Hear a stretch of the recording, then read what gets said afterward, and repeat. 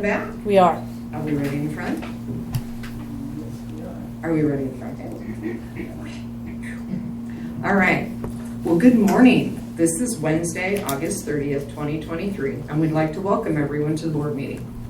We'll call this meeting to order at 9:01 a.m. You can join today's board meeting by phone. Dial 971-254-3149, conference ID 736-023-979#. Audio capabilities are listen only and are offered on a best effort for the public. Our meeting is also live streamed, and you can join us by going online to tctvonline.com and click on live broadcasts. Before we get started, I'd like to remind everyone to mute their phone. You can do this by pressing *6. Please unmute your phone when your agenda item is ready to be discussed. For those joining via computer, please unmute your microphone and turn on your camera when your agenda item is called. All others must remain muted with their cameras off. Thank you. Public comment. For those intending to provide public comment to the board, they may attend in person or email submissions to publiccomments@co.tillamook.or.us. Public comments received by 12 p.m. on Tuesday will be distributed to the board, posted online before the meeting, and become part of the public record. You may also provide public comment virtually by registering ahead of time. To register, please email publiccomments@co.tillamook.or.us by 12 p.m. on the Tuesday prior to the board meeting. Public comments can also be mailed to the Board of Commissioners office, 201 Laurel Avenue, Tillamook, Oregon 97141. For more information on public comment options, please visit the Board of Commissioners webpage. Do we have anyone signed up in the room, or is anyone registered online for public comment? We do not. We do not. Okay, perfect. Thank you.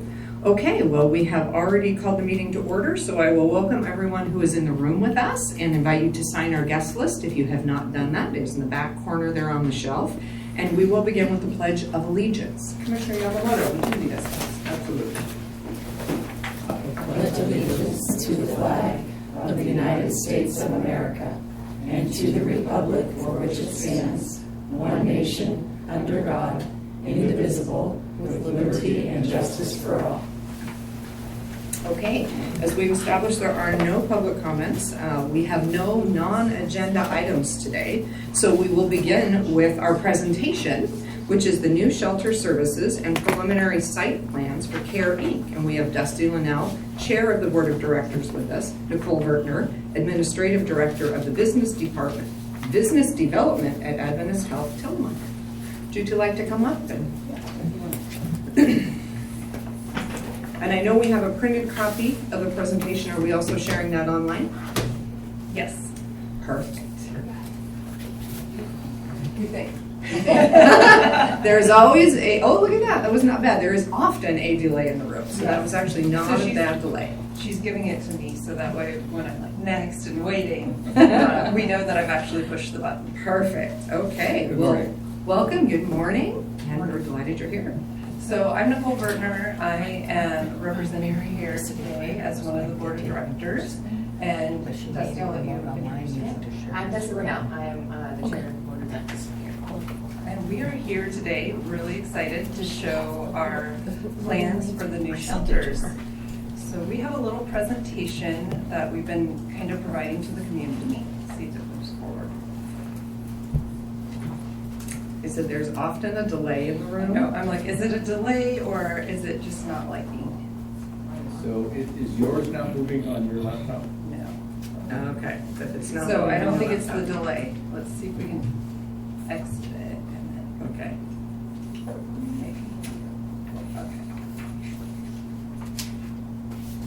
We'll move now. Technology Okay. is great when it works. There we go. Oh, yeah. And I can see it moving on Commissioner Yamamoto's screen. He's logged in online. So there we go. Okay. So then we can tell if That's it's the delay. Yes. So we just kind of wanted to give a little update. We have some impacts of our homeless camps. These are not ours in our community, but this is a similar situation when people are experiencing homelessness. They don't often have the same resources as the rest of us as far as garbages, housing, animal places, bathrooms, all of that. So this is often what people think of when they think of homeless camps. We had talked about this a little bit more. We have some other impacts such as the Right to Rest bill, which has been put to rest in our legislation, but a lot of the things that came out of it, we see some emerging lawsuits, especially through the ADA on both sides of that. One is you can't move people where they have no safe place to go. It's not right to do. And the other side of that is if they're blocking the sidewalks and you don't move people, then it causes egress issues for people with disabilities. So we have lawsuits on both sides that are coming out. And then as far as the city of Tillamook right now, their legal counsel is recommending at least 2 places in order to be able to move people out of camps. And those are city-owned places to move people to. So CARE is working really close with the city to see if there's something that we could do with this new shelter in the night-to-night to minimize how many sites they need. So that way, if people are in unsafe locations throughout the county, we do have a safe place for them to go.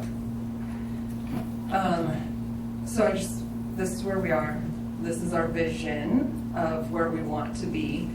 We are working with a company called Palette, and they have these cute little white houses that are easy to put together. And then we have a vision, and we are working with the Bay City Arts Board as well, is to not just have cute little white houses, to have painted and decorated and really lean into that so people have a home, not just a shelter. It is temporary, but while you're there, you should be able to make it your own. I believe we talked about this, but there's a lot of people online. There's a lot of terms when we talk about shelters and the services. There's no barrier shelter, which is always kind of scary for a lot of people, especially with the Measure 110. What does that look like? Is that just a place where people get together and drugs are allowed or other things that are happening? And what CARE is proposing is not like that. We already have a no barrier shelter. The only barrier is that it has to be freezing out. We have the warming centers that we open up, but the restrictions of is it cold enough, is it not cold enough? I can tell you for me, I can't tell the difference between 34 and 32 degrees when it's raining sideways outside. It is cold. And so if I'm in a tent, tarp, and sleeping bag, not fun regardless. So our plan is to have a night-to-night shelter where anybody can come. It's 400 square feet. It's set up just like the warming shelters. It's no barrier. I'm not saying that you have to jump through any hoops to come in. It is not a place where you're welcome to use drugs, cigarettes, alcohol, anything like that. It's on county property. We follow county rules, which is great because that's one more set of rules that we can say, hey, we're just here to have a safe place, have something warm to drink, there's some food items, and have a safe place to sleep. So that's no barrier. There is another no barrier shelter in Tillamook. It's a safe park. So people are in their cars and they have a safe place to park. There's nobody there saying you're allowed to come, not allowed to come. With any of that, if people are being very disrespectful or it's just not working out because of certain behaviors, law enforcement would be involved in that. We don't see that in our warming centers. People come in, they're very respectful and just need a place to stay. So then there's low barrier. And so low barrier is more so what CARE works on now with our 6 micro shelters. There are some restrictions to get into it, but it's as low as we can possibly make it. We need to be able to have a safe place. You need to be able to live safely on your own, not cause harm to others. So we have 6 micro shelters, and then we also have Helping Hands, who has a couple nights that you can come, especially as people are transitioning, because Helping Hands, you need to be in recovery or abstinence. There's a time that you can go and be there, and as you're going through your abstinence or getting into recovery, that you can be there for a short period of time. If you choose to stay in the recovery process and path, then you need to move into their shelter. And then we also have high barrier that is not on here, but that would be Helping Hands as well. Like, you need to be abstinent to be in that program. Different door for every person. That is not where we're at with CARE. We want you to be working towards long-term housing in our low barrier. And obviously our goal is to have people in recovery, but that is not the number one thing that you need to be able to get housed. And then the last one on here is transitional housing. So that's a more long-term shelter. Helping Hands has that, Tides of Change has that. So that way you're in it longer term, you're working to get everything that you need to be able to get into stable housing such as apartments, and That's the problem here in Tillamook is we just don't have very much long-term stable housing for people. So we need to have these temporary shelters or transitional housing for people to be able to be in while they're waiting for things to open up. So just as an overview for what CARE currently has, we have the 6 micro shelters, we have occasional warming centers, and then we have tents, tarps, and sleeping bags, which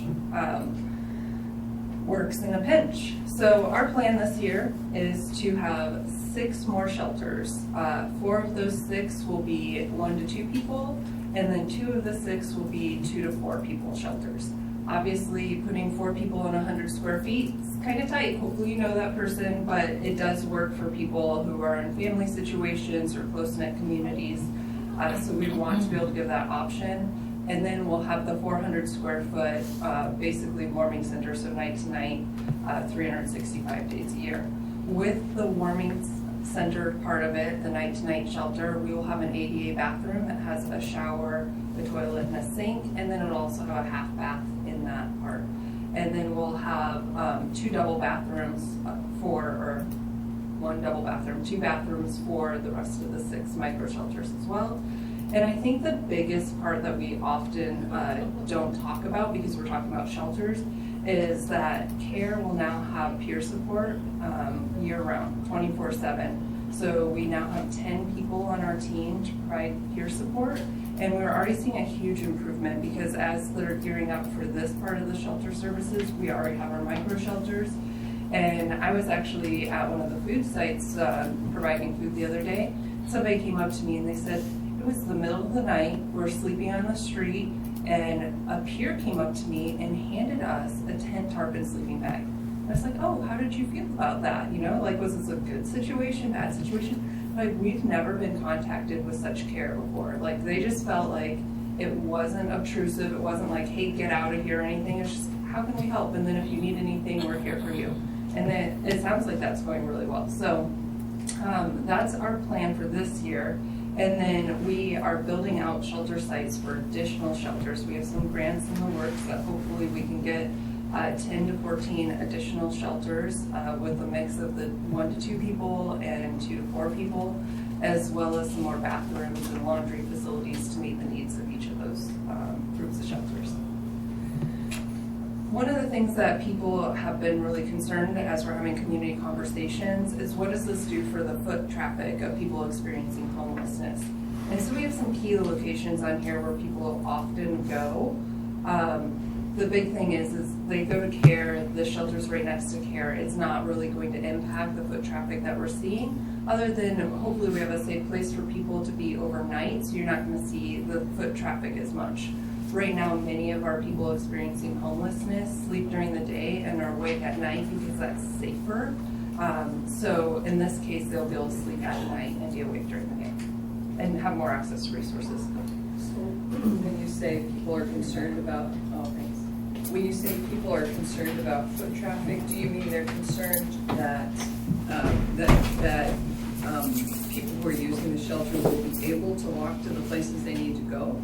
I think they're just worried that, say, downtown businesses right now don't necessarily have a lot of people hanging out in front of them, a lot of people walking in front of them. Is that going to bring a lot of people experiencing homelessness and all of their stuff in front of those businesses, in front of the main part of the traffic, which there will be really no change compared to what we have currently. Thank you. Okay, and then the location, I think everybody here knows, is directly right next to CARE, between CARE and the post office. And I've lost internet service. Rachel, did you have a question? Yeah, that is not the lease area. There's actually a jog, which I'm catching on the designs here, that goes beyond the sheds that are out there. So it does not go all the way to the parking lot. So we can talk about that. Okay, yeah. But that is not the leased area. Okay. Let's see if this actually comes back up.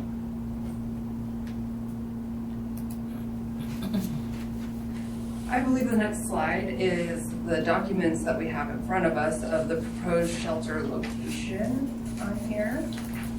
So Deb, excuse me just a moment. Deb, are you still connected? My internet also went out. Are you still connected? I am not sure how to tell that, Commissioner. Well, so I see you. I think I I'm see still the- streaming, Yes, so. so Oh dear, your phone's dropped. let's try rejoining here.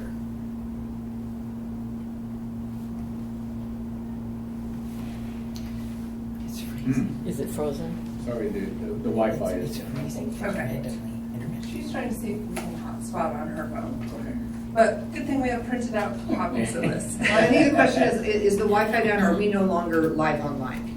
I mean, I know we are through Jane, but do we, So, I see. I mean, I see people with this. Hi, Sean, can you see us and hear us? We can see and hear you, yes. Okay. It's just the Wi-Fi in this area then. Okay, so it's, I'm connected to the private. Oh, I'm connected to public. That's the issue. okay, so we are able to continue the meeting. Thank you. I just wanted to make sure we hadn't lost our public meeting status somewhere along the line here.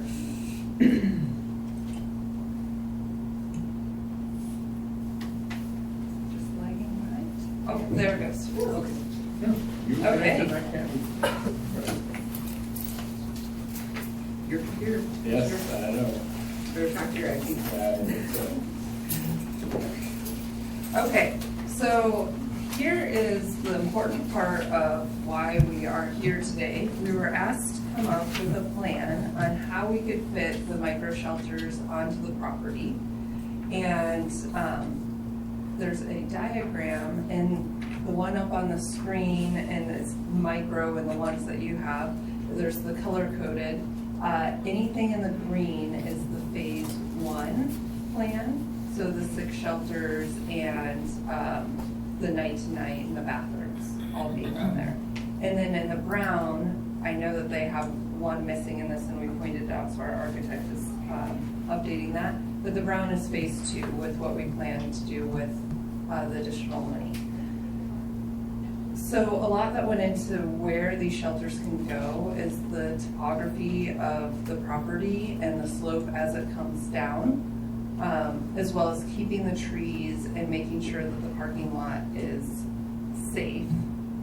So this kind of shows where we are with the shelter. I think that we may have it's not gonna go. We have a picture of the fencing on here. They do have a picture of the fencing in here. Okay, good. We do, it's just not moving on my end again.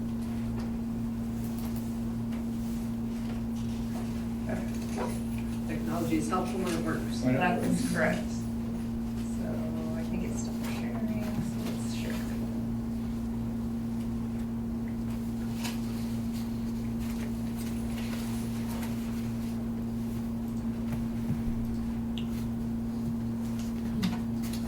So I see that public internet is back up.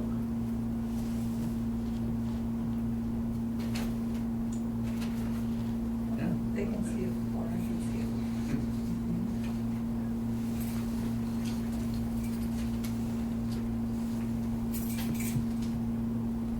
Here we go. All right, Marlisa, you get to play with that while. Work your magic. Yeah. It's not showing up on that screen. And I can't really talk about what the palette looks like without a picture.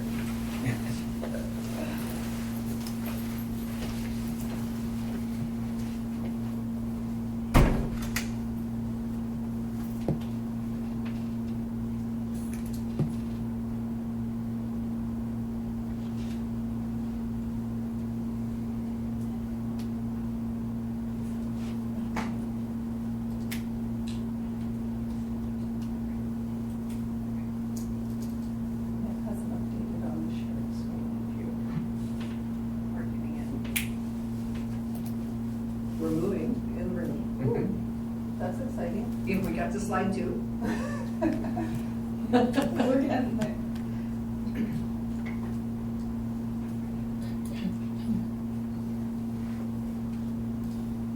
Not our favorite slide to be stuck on either. No.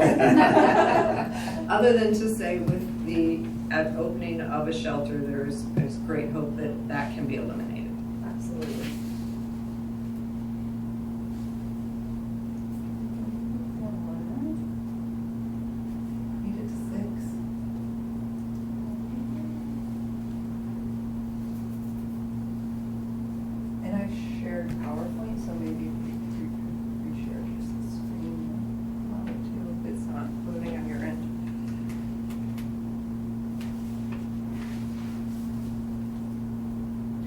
did you share this PowerPoint with Deb?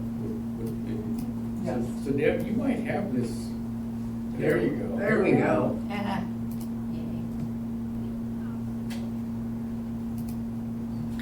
gonna see if I can do this now. Is this me? I think Yes, that's you. that's you. Yeah. Now you're on. There we go. Maybe we'll just look at it that way. Okay. Yeah, I don't know if it's being shared to everybody online. It is No, not. it is not. Okay.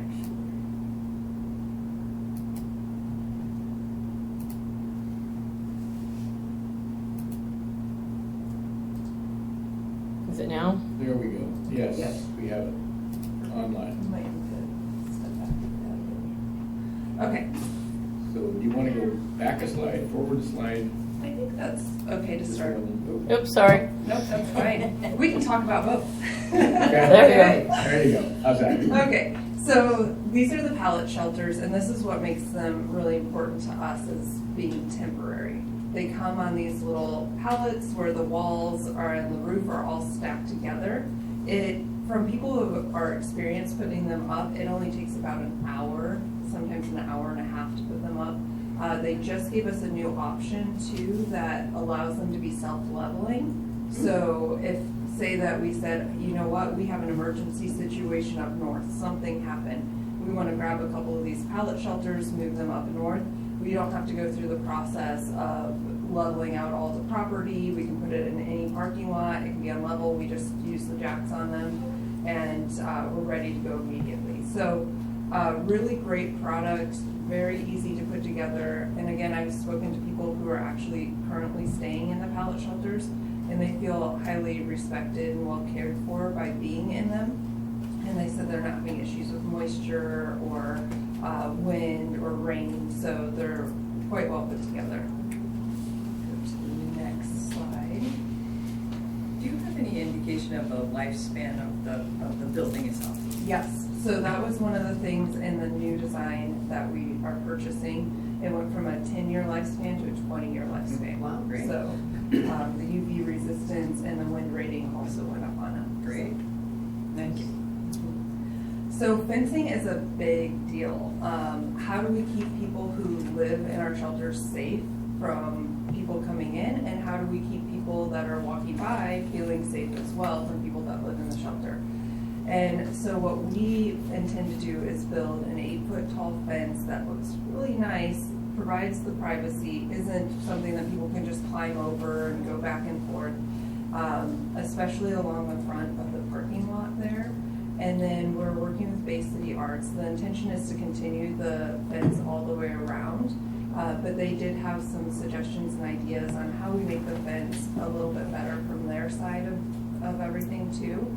I have been back and forth with our architect because he's like, oh, we can plant some beautiful shrubbery and all this great stuff around the fence, which I think is good.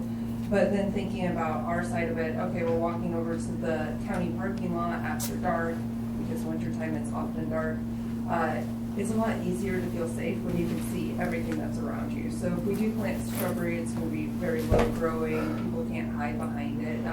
Both people who live in the shelter and people who use the parking lot don't want any surprises of people lurking about. So clean, nice, and tall enough where it's not just like, oh, nice fence, I'm just going to jump right over it. So it'll keep everybody safe. Next slide. So the great thing about using pallet is that they are expanding everywhere. So people have actually been using this for a couple of years, and they have a lot of examples of what people are experiencing who brought these shelters in. So if we go to the next slide, it should be able to actually read the examples. So these are the little yellow examples on that last one. Really important for us, Vancouver, Washington, drop-in police calls by 25%. They're not having officer-initiated contacts in that area by the village. So that's saying like people aren't hanging out there causing a big disruption. Dallas, Oregon, we had 62 people transitioned into permanent housing. We can't wait till we can say that. We need more permanent housing available, but that is the goal, right? It's to get people employed, get them in recovery, and get them back into their own homes where they can be supported. So Los Angeles, California, we got employment referrals.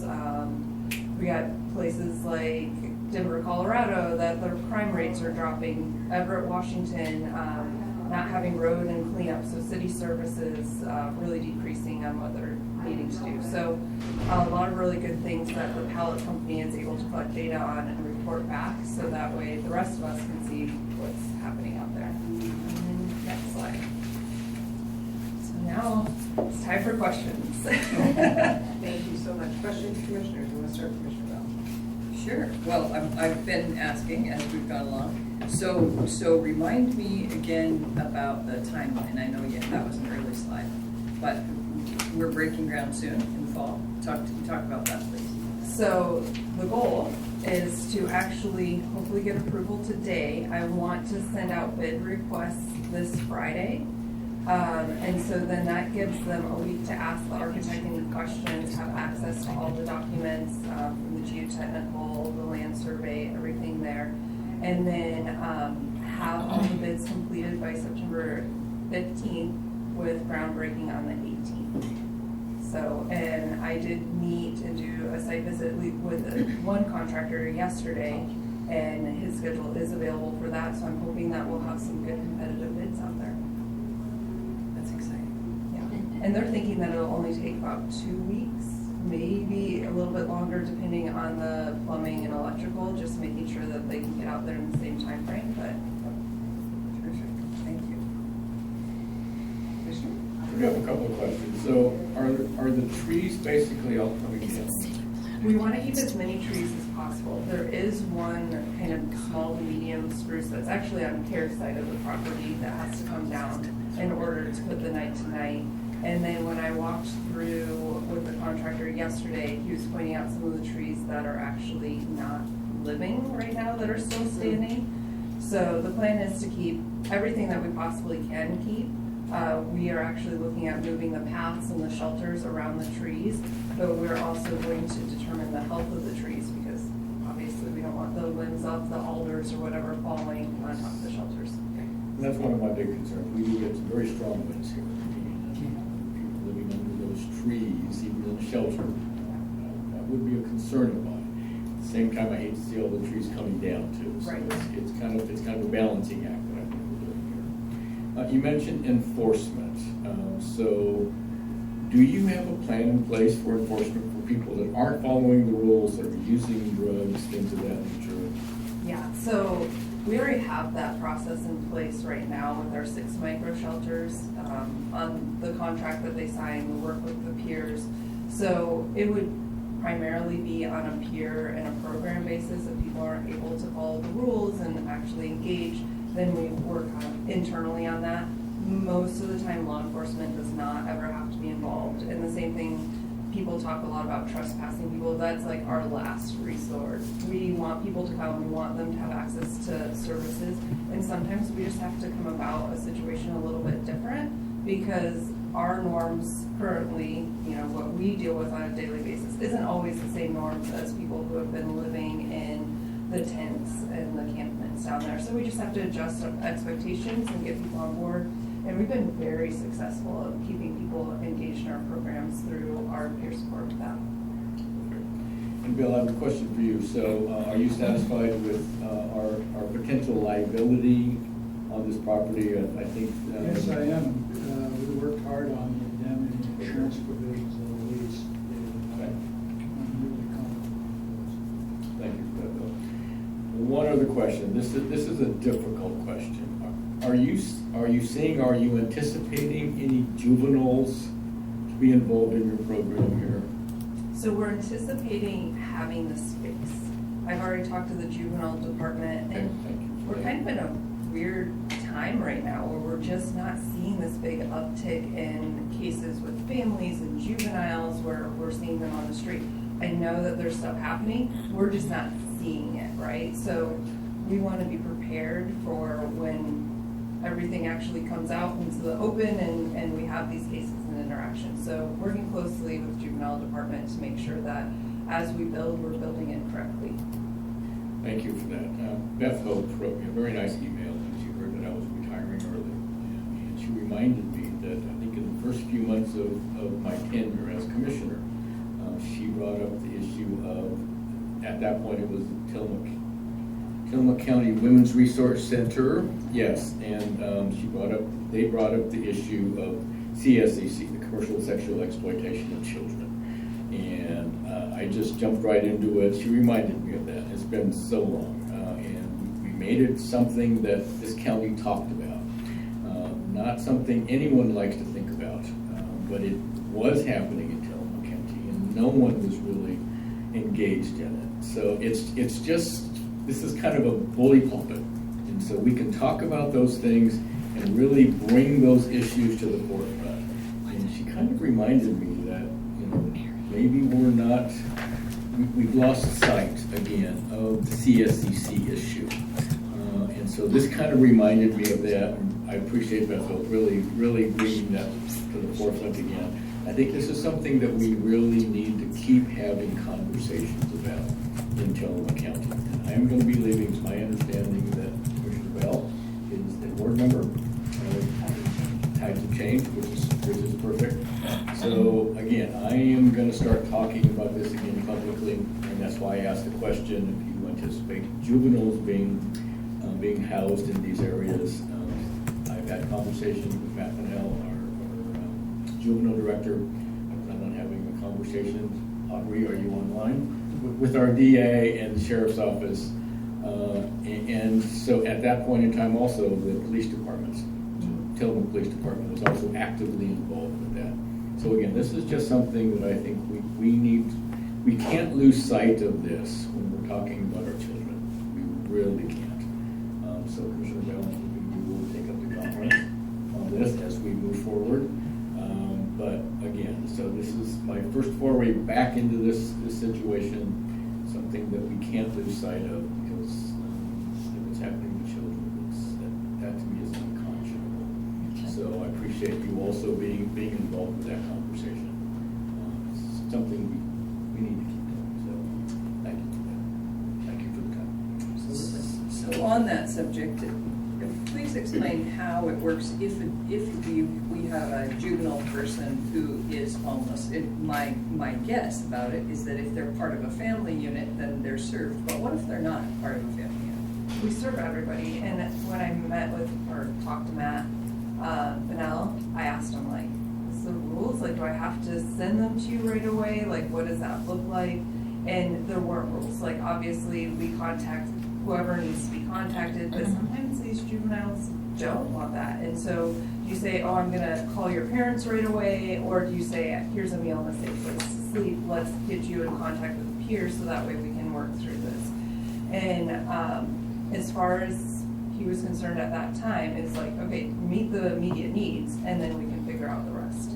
And I know for me, there's been multiple times where I've seen juveniles that had no place to live, and I'm trying to use the resources that we don't have right now, but most of them end up in a camp, and I am like, do you know what the camp is? Like, let's talk through this. Let's see if we can get you a hotel. Let's see what we can do. So our goal is to keep people safe, and that's what the shelter is about, and that's what we'll do regardless of age. That's great, thank you. And I've been seeing the advertisements for the peers, and I'm delighted to hear that you've already hired 10. Excellent, that's great. Any other questions? Well, we're going to shift if we are ready. This was our presentation this morning, but our first agenda item is then to take this up as discussion and consideration to approve plans and to allow them to move forward with clearing the lot and beginning their process of building. So we're done. Yes, Rachel. Did you want to talk about the lease area? Yes. Did you have more information? Yeah, so the lease area, it jogs behind the two sheds that are there in the guide pole. This attached to the power pole. It's about 29 feet on the eastern side, and about 21 feet on the western side.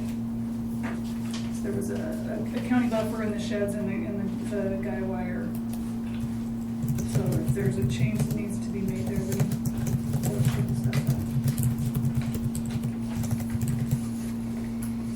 So the drawings that were provided are not completely accurate, is that what you're saying? The lease This paint area, in particular? well, no, that's their engineering designs. Okay. Which are based off of the entire property up to pavement, but the lease area does not go up to the pavement. So unless you looking would at like the, to revise it. looking at the site plan, I see where it says relocate garden shed. So can you help orient me? And there's a power pole. Is that what you're talking about? It would be on the. So there's two sheds, that's one, I don't Okay. see the other shed on here, but I just received these, so maybe there's a relocated shed on here somewhere. And then there's the power pole, but off of the power pole, there's a guy wire that extends into the ground past the power pole, and so we put a buffer. We offset the lease to encompass all of that infrastructure. So if you need to revise that, then we need to talk about revising the lease. Okay, so I think the question is, are we able to revise the site plan? I know you're dealing with geography out there that's challenging. Yeah, so we can just give the update to our architects, which I thought he had a copy of the lease agreement, but that would be my fault, just saying the property does not include the paved area, so we can revise that. Well, no, it's not the paved area, it's off of the paved area. Right, and I think what I told him is it doesn't include the paved area, and we probably didn't go through line by line, so I can give him that and just make sure that that's updated. Okay. Thank you for that. Appreciate that. Okay, so we are officially, moving from our presentation to our legislative administrative item number 6, discussion and consideration of the no barrier shelter preliminary site plans and approval to clear the site. And we have Dusty and Nicole with us. So I think we've started that discussion with this piece about the lease and the need to adjust the site plan specifically to make sure that what you're proposing stays within the area that's leased to care. And then in addition to that, I believe we were handed the site plans, which do show the actual drawings. Do you want to go ahead and talk a little bit about what we have here with the drawings? Sure, this is definitely the engineered side of it, and I am not an engineer or a contractor, but in the little tiny picture, we can see the color drawings where phase 1 and phase 2 come in, and then there are, mine is so much smaller than yours, you can see where the night to night is the large one with an N on it, the ADA bathrooms labeled, and then we have the ones with an F are family, so they're 100 square foot. The ones with an M are 70 square feet, so they're just the 1 to 2 persons. And then the T's are toilets on his site plan that he has here.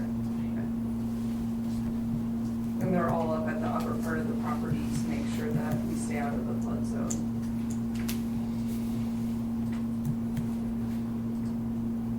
Okay, and then there's, I'm with you, I'm not an engineer, but there are engineered specifications relating to backfill and compaction and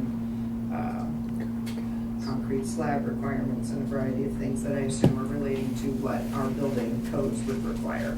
Yeah, and to keep things ADA accessible for ramps and getting wheelchairs into those codes. So the plan is to use compacted gravel for the paths and the pads that things sit on, and then to have the local vegetation be low growing around there. And we're working with Basin Yards Board to be able to get the right vegetation in so that it'll actually grow and be healthy. But the gravel helps us with the runoff, so we're not putting a bunch of concrete there that then doesn't allow rainwater runoff and permeability with that. So that was suggested to be able to keep anything that comes off of the parking lot being paved the way it is. We're also working with the contractor, we'll know more once it's clear whether we need to have a French drain or not. But there's the ability to put a French drain up there if we're having a lot of parking lot runoff, so that we're not just kind of creating a river down there once some of the vegetation's up. Okay, and I assume that this has all been informed by our building official. So we have reached out to Brian. He actually doesn't care about this part as much. He cares about the tie down, so we've been working with him on those. And then once they are ready to pull the permit on electrical, that will be permitted as well through the building. Okay.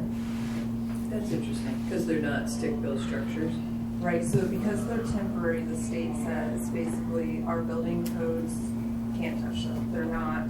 But Brian and Sarah were like, hey, we'll do this on our own. Basically, like, let's review this, make sure it's a safe thing. So we've taken taken them up on that and provided this for them as well. Great. Perfect, thank you. Other questions specifically relating to the building specifications and site plan that we have here? So I'll just ask you to work with Bill and Rachel to make sure that the property line adjustments are all taken into consideration, but with that, I don't have any problem. Likewise, so then would we give a tentative approval, assuming that this plan can be adjusted to the current lease area?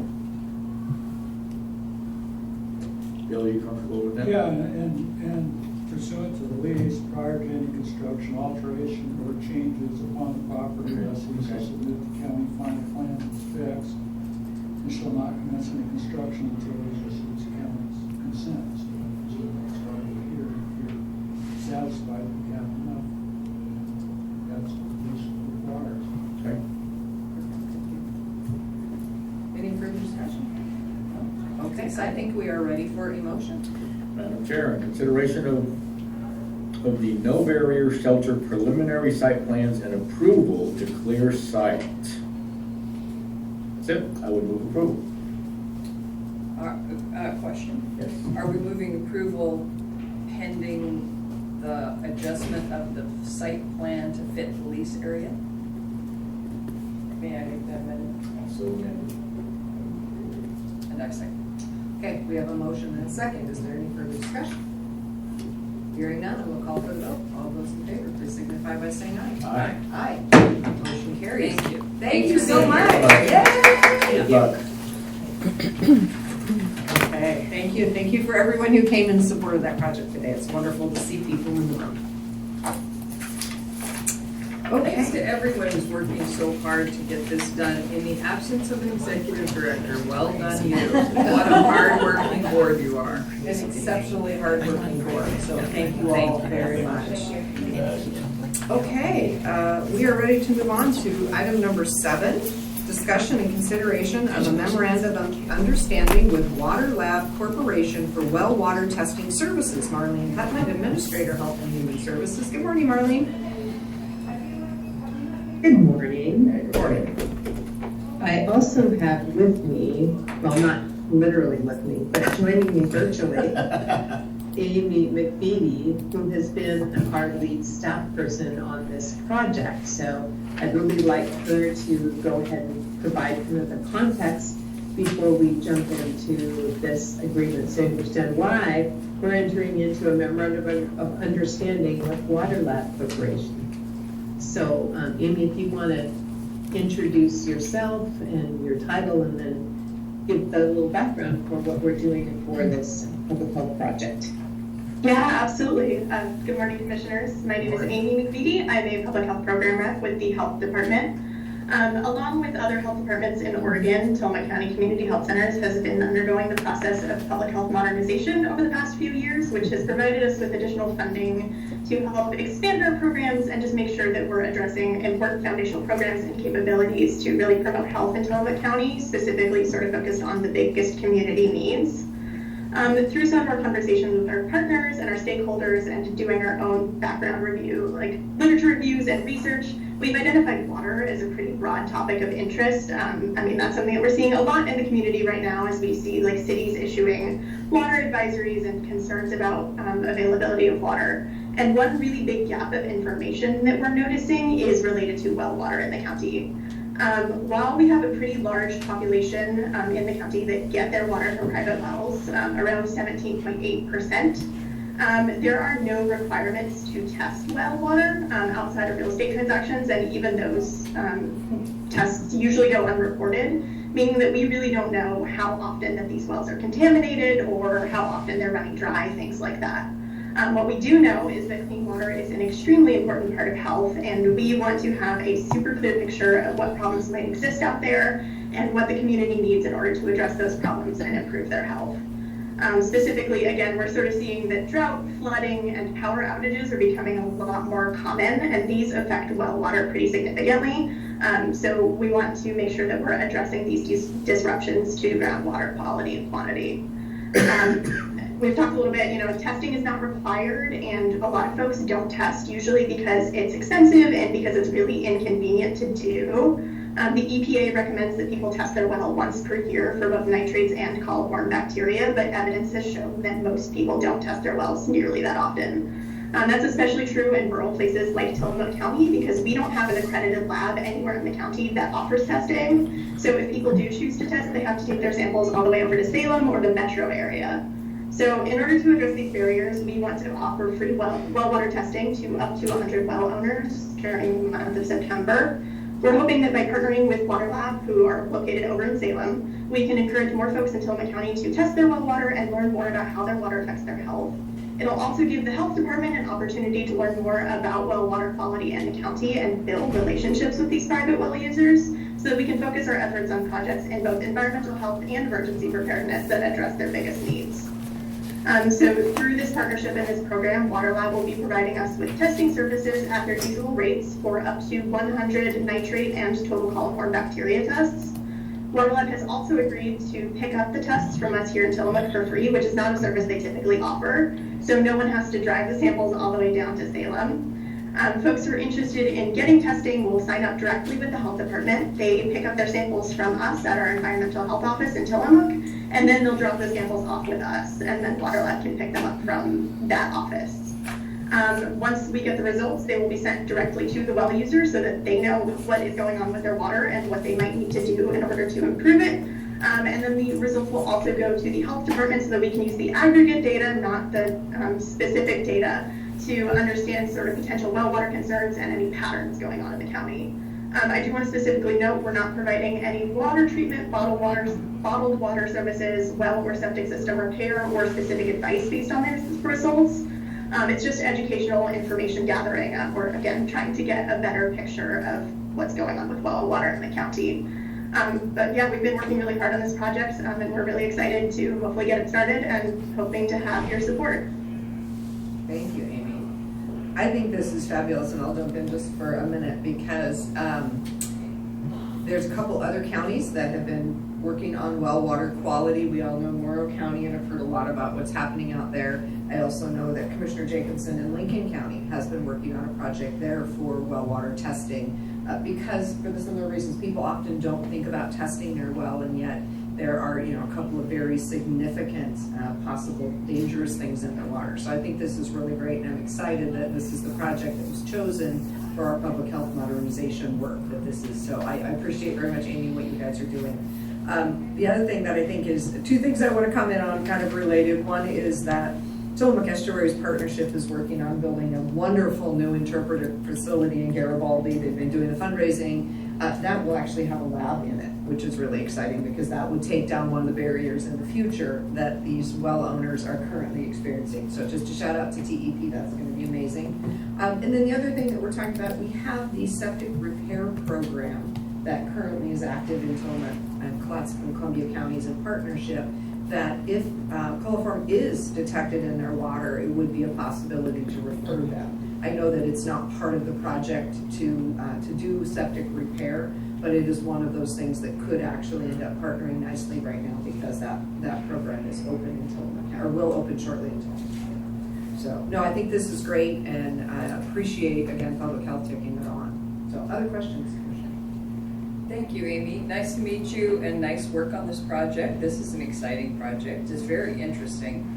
I'm wondering about, in addition to providing the information and the education to homeowners about the quality of their well water, are we also gathering that data? Is this a way for us to gather data about the wells that people are using in Tillamook County and their capacity or their quality, et cetera?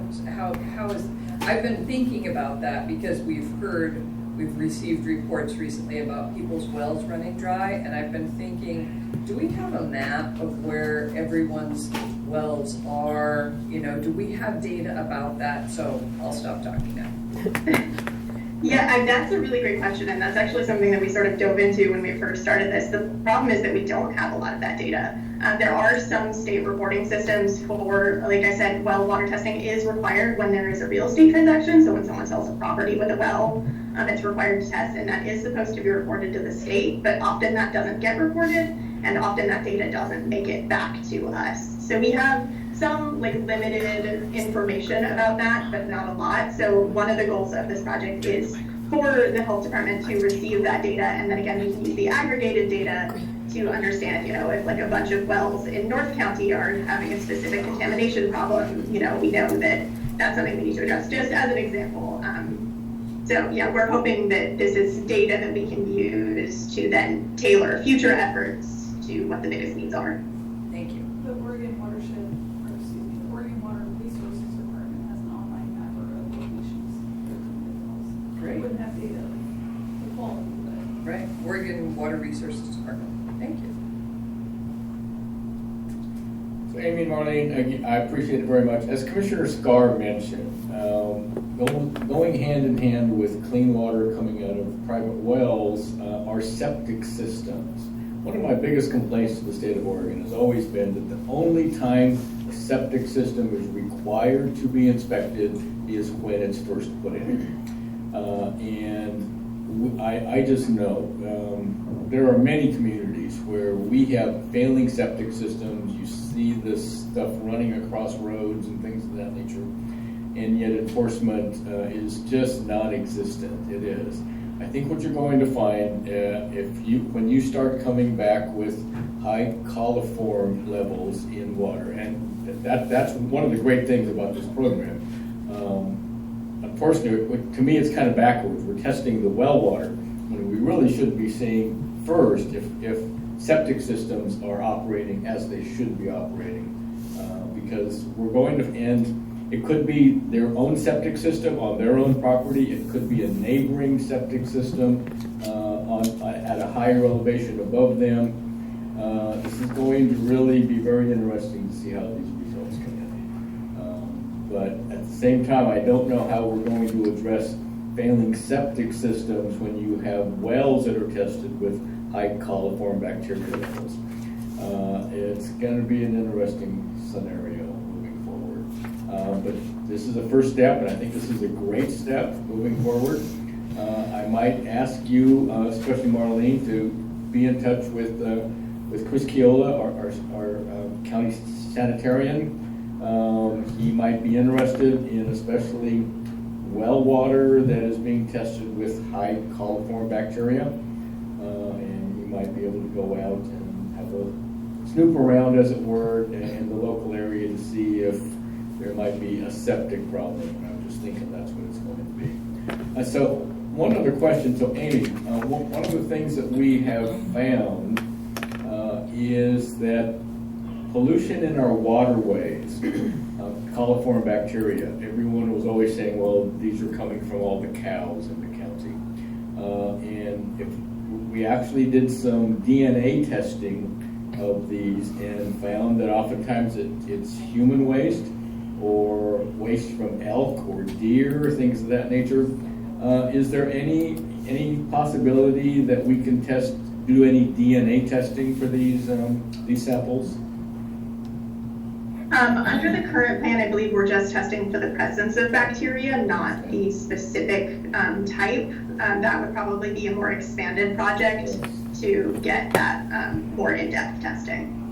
I just want to mention that in the future, as monies become available from the state or the federal government, could be something that would be beneficial to know. So, but again, I appreciate your work on this. I think this is going to turn out to be an interesting, great program for the county, and appreciate you taking it up. Perfect, thank you. Yeah, and it's challenging. I think that people are sometimes, they don't want the county to get involved with things like the testing of their water or the inspection of their septic tank because they think they're going to end up with a mandated fix that they can't afford. And I think that's one of the things right now about doing this at the same time that we have the program for septic system repair, is that if they do come up with high levels of coliform and they would like to have that taken a look at, and with the potential of having assistance in fixing it, this is a unique moment in time because I think sometimes people they feel like I don't want to know because I can't do anything about it because I don't have the money.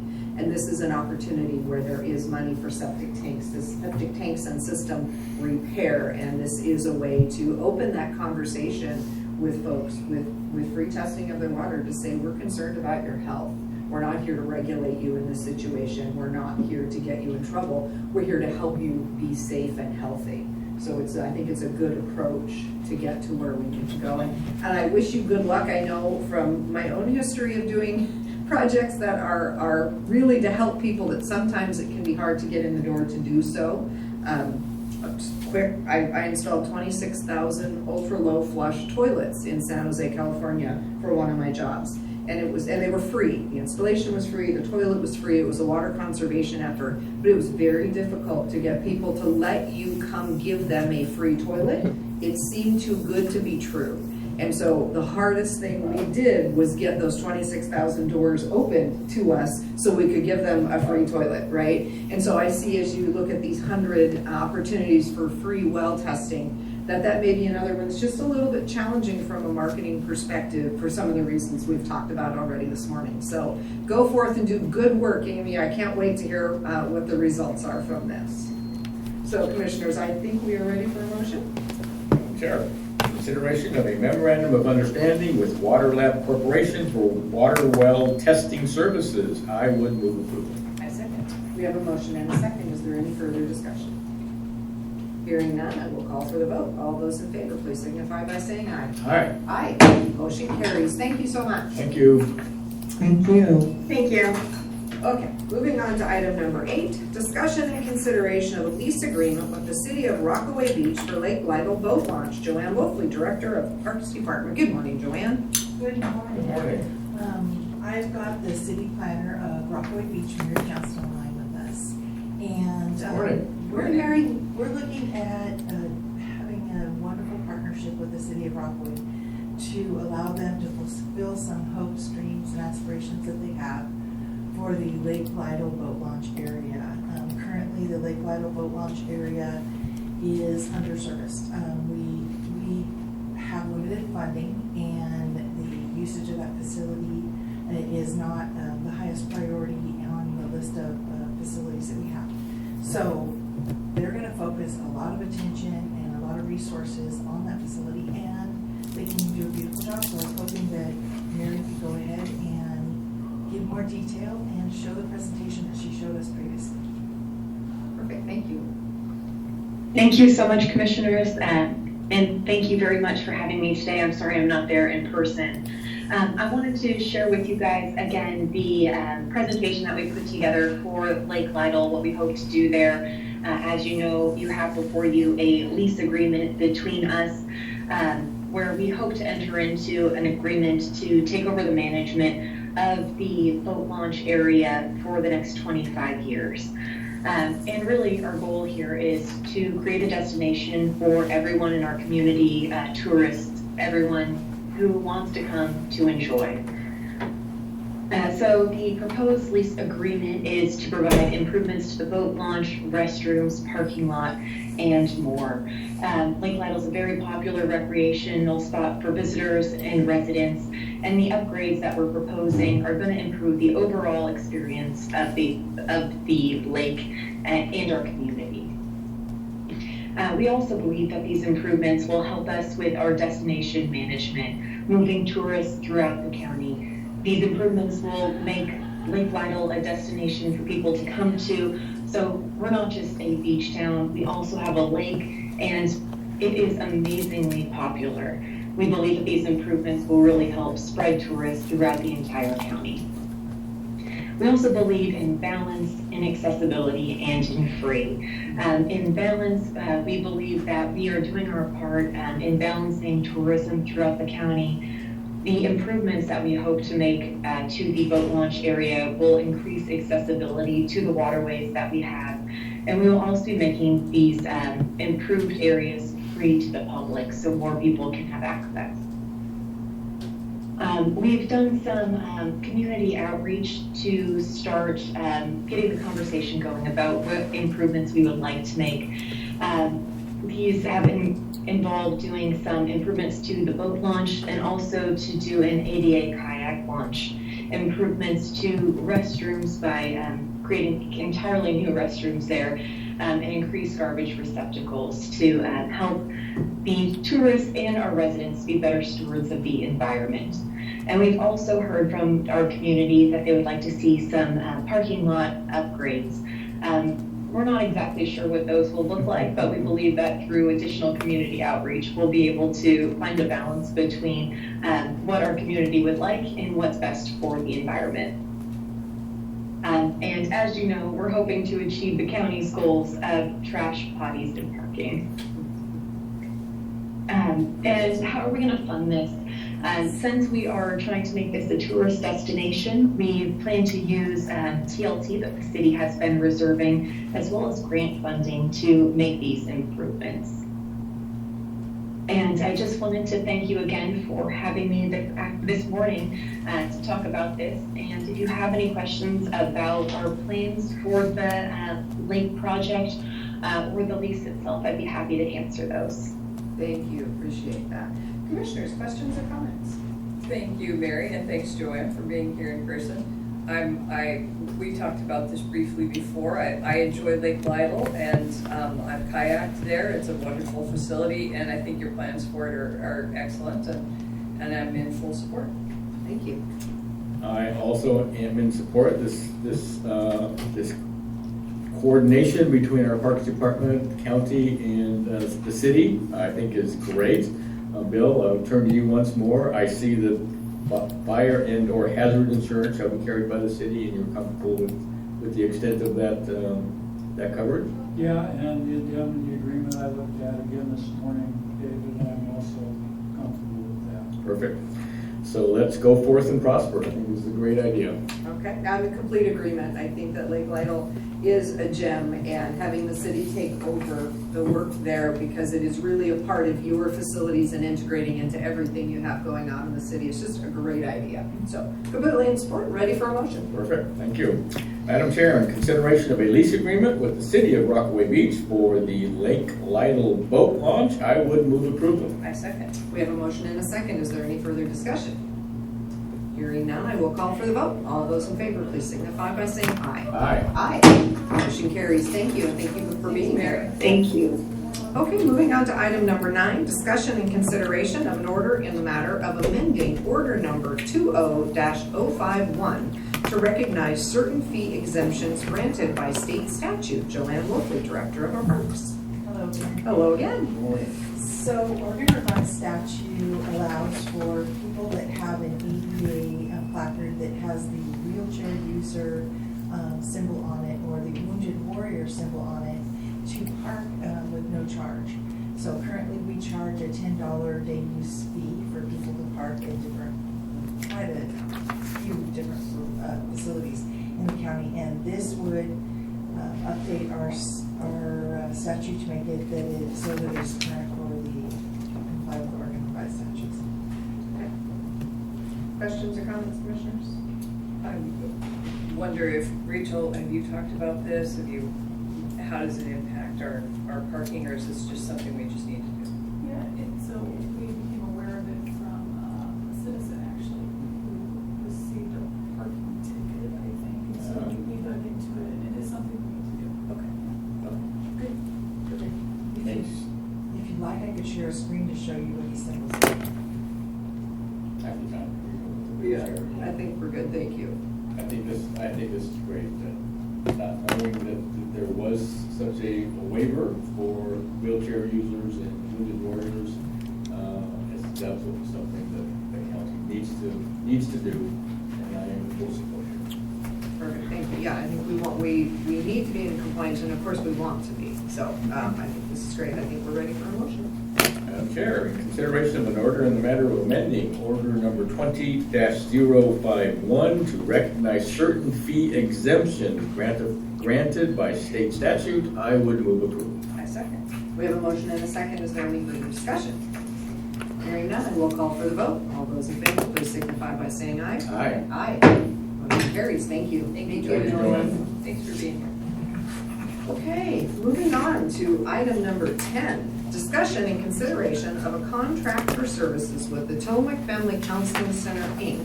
for the fulfillment of Health Systems Division, Oregon Health Authority 2022 Intergovernmental Agreement for the financing of community mental health, substance use disorders, and problem gambling services. I see we have William K. Sargent listed, but I also see that we have Frank Kenna Williams in the room with us. So who is presenting this today? I can jump I thought I was here to provide support for I was here to provide support for county council. For Bill, yeah. Okay, so Frank is here for support, so County Council, I believe you are on track. I really feel good about that. Thank you. He promises to back you.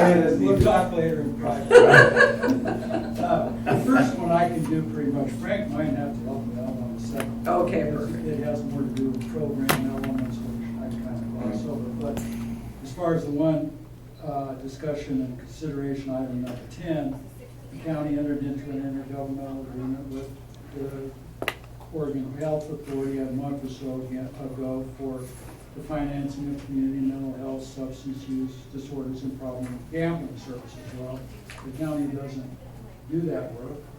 Frank Kenna Williams and Tillamook Family Counseling Center does. As a consequence, we worked with Frank, Joe did, and I did to come up with a contract to do those problem gambling, substance use disorders, and mental health services. It's before you. It expires at the end of the year because our agreement with the state expires at the end of the year, and that has to do with some haggling. I don't know. That's probably not right. Some discussions about some of the terminology in that agreement. It's some of my brethren in the bar that serve as county councils in the metropolitan areas, the bigger counties that are working with. But long story short, we're subcontracting with TSCC to do that really necessary work in the county. Perfect, thank you. Questions or comments, commissioners? Fully supportive.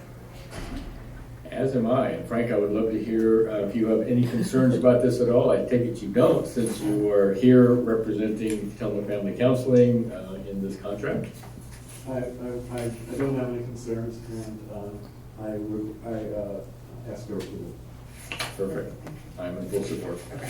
As am I, and just a note for the fact that it does end at the end of the year, and there is intended to be a new contract starting in January. I sit on the Local Government Advisory Committee as part of our Association of Oregon Counties work, and there has been significant conversation at that body about the changes that are coming, and counties at this time are feeling very positive about the language that's being placed into the contract. The new director for behavioral health services at Oregon Health Authority, Ebony, and I forget her last name. Ebony Clark. Thank you, Ebony Clark, comes from a community mental health program background. She's very, I would say, familiar with the concerns and the challenges that the counties have had with some of the language, and I feel good about the fact that we should be ready by January to sign the new agreement, but this is an extension, so appreciating that. So yeah, I think we're ready for a motion.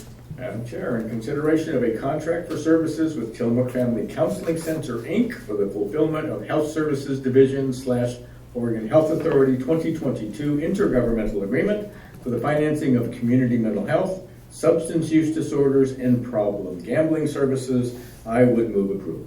I second. We have a motion and a second. Is there any further discussion?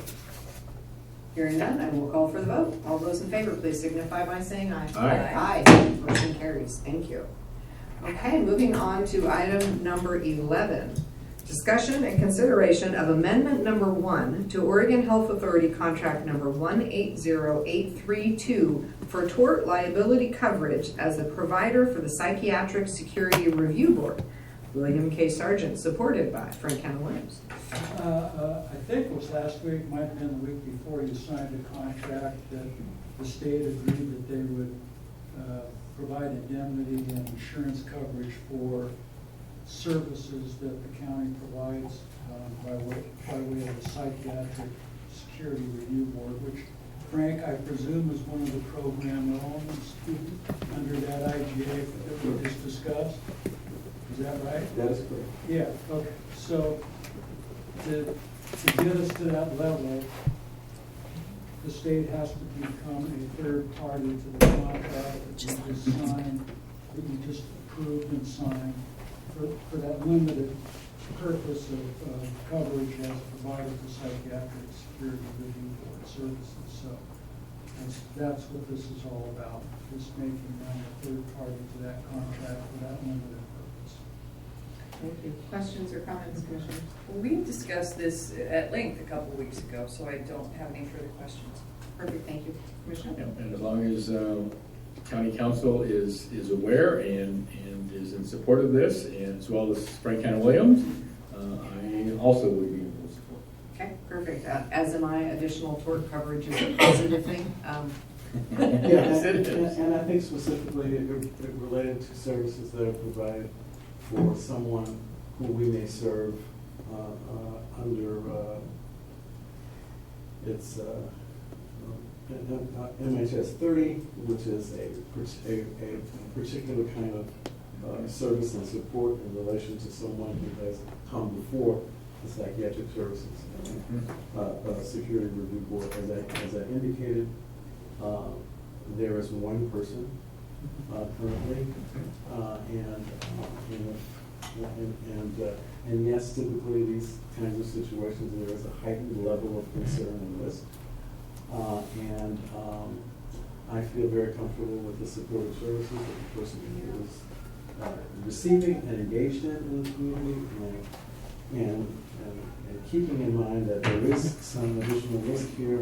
We'd be more than happy to come forward and talk about this in a little bit more concern should there be concern. Thank you, Frank. Appreciate that. Okay. I think we are ready for a motion. Madam Chair, I'm sorry, so this one doesn't expire until June 30, 2025. Yeah, so which I think we're good. is kind of a strange thing, I got it. But I thought it wasn't worth trying to I understand. mess around with the state. And on the assumption that, as Commissioner Scott pointed out, we get a new agreement hopefully before the present one expires. Perfect. Bill, you're right on top of these things, Yeah. which I appreciate. Madam Chair, consideration of amendment number 1 to Oregon Health Authority contract number 180832 for tort liability coverage as a provider for Psychiatric Security Review Board. I would move approval. I second. We have a motion and a second. Is there any further discussion? Hearing none, I will call for the vote. All those in favor, please signify by saying aye. Aye. Aye. Motion carries. Thank you, and thank you for joining us, Frank. Thank you, Frank. Thank you, Bill. Okay, moving on to item number 12, discussion and consideration of an order in the matter of appointing a person to fill a vacancy in the position of county clerk. Rachel Haggerty, Chief of Staff. Good morning, Commissioners. Tassie O'Neill, the current elected county clerk, is resigning tomorrow, and ORS 236210 sub 1 provides that the board shall appoint a person to perform the duties of county clerk when a vacancy occurs until it can be filled by election. It has been customary for the board in the past when elected officials have resigned to appoint the deputy of the position of the elected official. So before you today is an order that would appoint Christy Biggs, who is currently serving as the deputy clerk in the clerk's office. She's worked in the clerk's office for the past 12 years and she meets all the statutory requirements, and I am pleased to present this to you. It would be effective this Friday, September 1st. Okay, And I thank would you. welcome Christy to come up to the table and say, I think Christian offer needs any to come comments? up so we can grill her, right? You forgot there was an interview part of the meeting. No, I didn't. Good morning. Good morning, How are you? commissioners. Well, thank you. Good. I'd just like to take the opportunity to thank you all very much for this appointment. And I'd also like to thank Tassie O'Neill for her years of service and leadership to Sonoma County. I look forward to continuing with the good work that we're doing in the county clerk's office. And I did have the pleasure of growing up in Sonoma County and graduating from Sonoma High School in 1988. I did leave after high school, but came back in 2001, late that year, and have been working for Tillamook County for the past 15 years. And 12 of those years have been in the county clerk's office, and 11 have been as chief deputy. And I have obtained my certification for recording and elections administrator through the Oregon Association of County Clerks, and I've had that for about 8 years now. And I do look forward to growing the clerk's office through outreach and education, and we're working diligently to carry out elections with the highest integrity and transparency to keep our elections strong in Tillamook County. And so I just welcome the public to stop by anytime, and we have an open door there, and really look forward to doing the work. Comments and questions, commissioners? Christy, I am pleased to be presumably in a minute appointing you as clerk for the next year, and I'm grateful for your long-standing work. I'm grateful that we're in the position to be able to appoint you as clerk, because just in case the public doesn't know, the clerk is a working position, and so we have deputies because we need to have seamless transitions. So we have mandated services, excuse me, to provide, and we can't have a gap in those services. And so Christy's worked, as she said, for 11 years as our deputy clerk. She's in the perfect position to transition into this role, and we look forward to working with you. And we're grateful for the work you have done to this point, and Caitlin as well. And we look forward to that you will do. So thank you. Thank you. And Chris, I have to concur with that completely. You are going to do a great job. I don't think people, it's like commissioners. I don't think people understand everything the clerk's office does. And all this paper that we sign up here goes to the clerk's office, and they have to file it. Bringing the clerk's office into the 21st century is going to be something that you're going to be tasked with, and I know you're going to do just a great job. I mean, paper is fine. It is, and we need paper. We have to cut trees in order to make paper, which is perfect. But at the same time, paper is becoming outdated and old-fashioned. And I know you're going to do a great job. You've got an election coming up, which is going to be a huge issue for you. Fortunately, it's not going to be a big election, I don't think. But you're going to do a great job. We appreciate everything you do and will be doing in the future. So thank you for your service. And I agree. Thank you so much for being willing to serve. This is not a time when necessarily everyone's excited to jump in and say, I am the county clerk in charge of elections.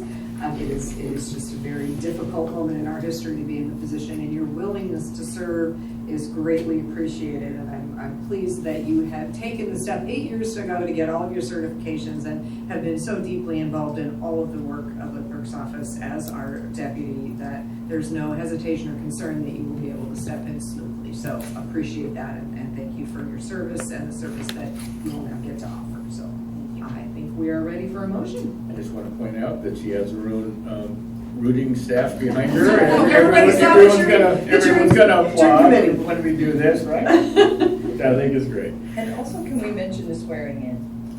That you'll be sworn in as clerk on Friday, on the 1st. Right. And what time is that? 11:30 upstairs in the courtroom upstairs with Judge Hill. Terrific. Okay. That'll Not be know fun. that. Thank you. That'll be fun. Great. Madam Chair, in consideration of an order in the matter of appointing a person, Christy Biggs, to fill a vacancy in the position of county clerk, this is board order number 23-057. I would move approval. And I second. We have a motion and a second. Is there any further discussion? Hearing none, I will call for the vote. All those in favor, please signify by saying aye. Aye. Aye. Perfect. Thank you, Christy. Yeah, look at that.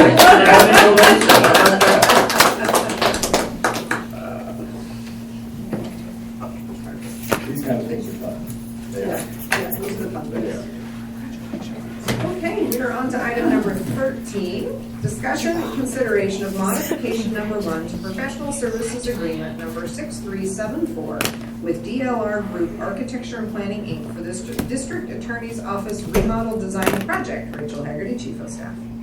So we have been working with DLR over the last couple of months to create a design for remodeling the district attorney's office. It's been going great. We have a plan, and construction bids are being solicited right now, and there will be a bid opening on September 25th. There is a need to amend the contract to provide additional time for DLR to support during the bidding process as questions come up or need for specification modifications as well as providing construction administration oversight during the remodel. So that is what this modification entails, and this is being funded out of out of the building improvement fund along with the rest of the remodel costs. Okay, thank you. Questions, commissioners? No, fully supportive. Right? So I've been in the DA's office, I don't know why they need any improvements in the DA's office. No, I mean, when she talked about Recommend you tell Labriola that. yeah, when she talked about one of the rooms having, apparently a toilet having been removed at some time and turned into an office, I mean, why would that require a remodel? Thanks, my point exactly. Thank you. I think somebody else is on the landing of the This is- staircase that was framed in to be an office. So, you know, they have some very unique spaces. This is kind of long overdue, it really is. So Rachel, I know you've been really working hard on this, and I know DA Aubrey Olson is looking forward to this. So I am glad to move this forward. Likewise. And I'm in agreement, and I think that one of the things that we have done to prepare for these sorts of things has been the Building Improvement Fund, which we put money away when we have had money, so that we're ready. I think the challenge we face going forward is, for this year, for example, we put no money in because we had no extra money. So it's, we are spending money that we have saved for these efforts, and I think it's one of those challenging pieces as we look at our future. But for this one, we're funded and ready. Ready for a motion? Madam Chair, in consideration of modification number 1 to professional services agreement number 6374 with DLR Group Architecture and Planning, Inc. for the District Attorney's Office remodel design project, I would move approval. I second. We have a motion and a second. All in favor, please. Oh, any further discussion? I always have to ask them. All those in favor, please signify by saying aye. Aye. Aye. Motion carries. Thank you. Okay, moving on to item 14, discussion and consideration of task order 2 to agreement 1141076 with Portland State University for the Situation Assessment Project. Rachel Hagerty, Chief of Staff. Portland State University and Tillamook County are collaborating under an intergovernmental agency for the creation of a countywide strategic plan. We've completed task order 1 with them, which was a preliminary assessment to come in, begin evaluating how the county was working, what's working, what's not working, and develop a scope of work to do the strategic plan.